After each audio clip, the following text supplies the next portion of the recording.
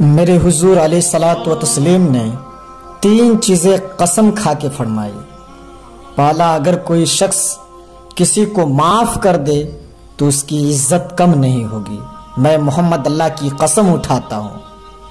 اور دوسری بات میرے حضور نے جو فرمائی کہ جو شخص مانگنے لگ جاتا ہے، سوال کا دروازہ کھول لیتا ہے، اللہ اس کے لیے محتاجی کا دروازہ کھول دیتا ہے، اس کی کبھی کمی پوری نہیں ہوگی۔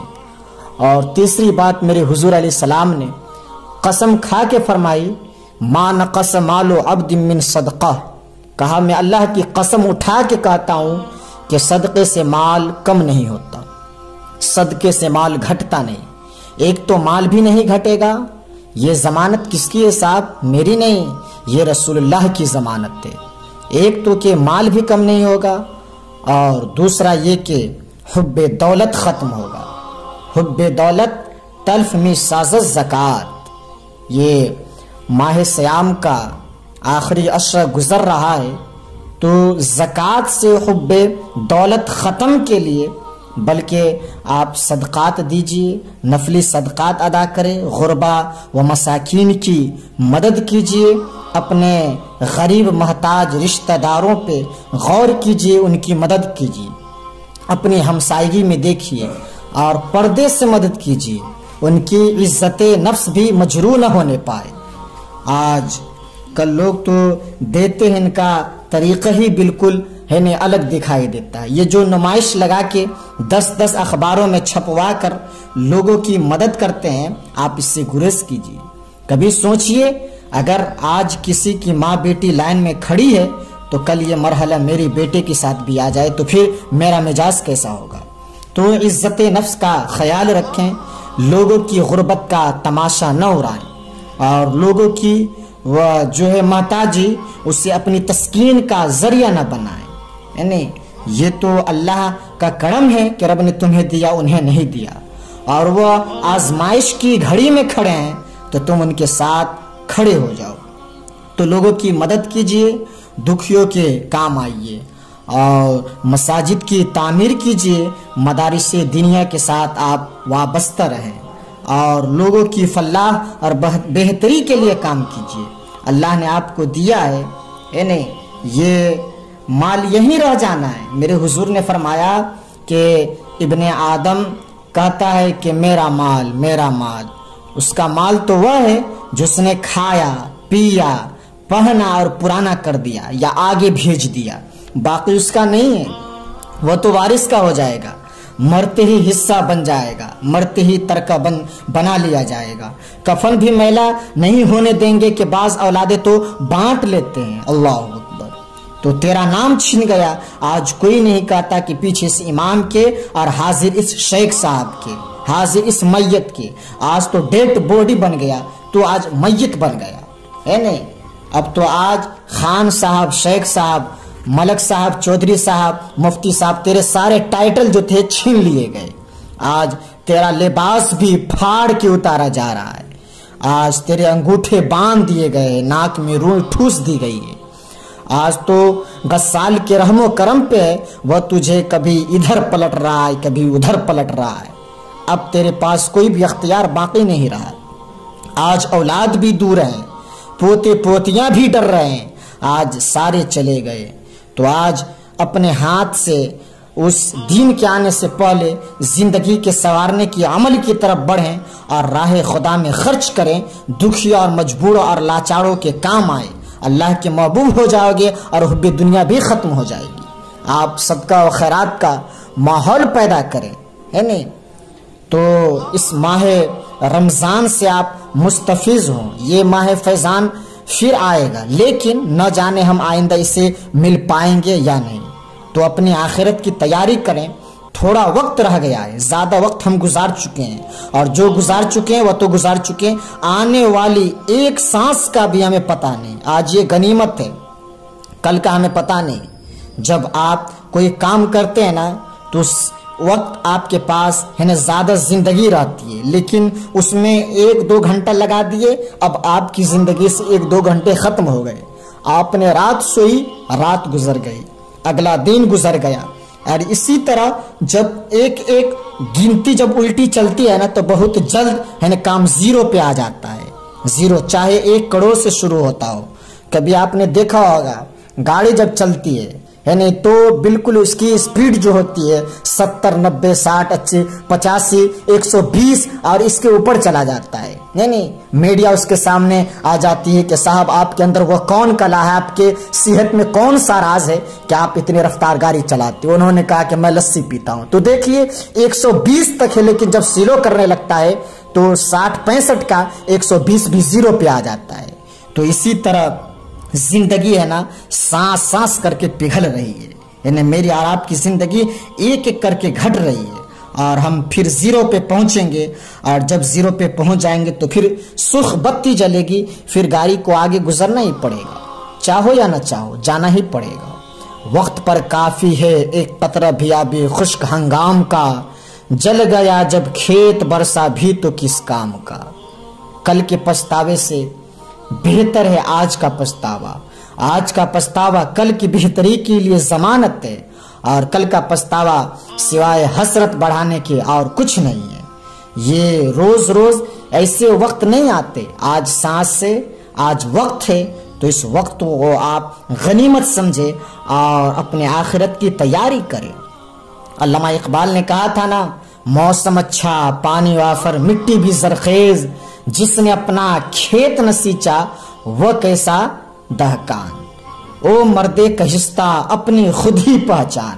آج موسم بھی اچھا ہے, پانی بھی وافر ہے, مٹی بھی زرخیز ہے. ہم خود کو عمل کر ڈالے, کر کا انتظار ہم نہ کریں. یعنی کل کو کس نے دیکھا ہے. یعنی زندگی کو ہم غنیمت سمجھے. حضرت امام شافعی کہتے ہیں کہ ہم نے جب سورہ عصر کی تلاوت کی تو جب میں نے پڑھا ان الانسان لفی خسر, کے بے شک انسان گھاٹے میں, اس کا مفہوم ہمیں سمجھ میں نہیں آ رہا تھا کہ انسان گھاٹے میں کیسے ہے.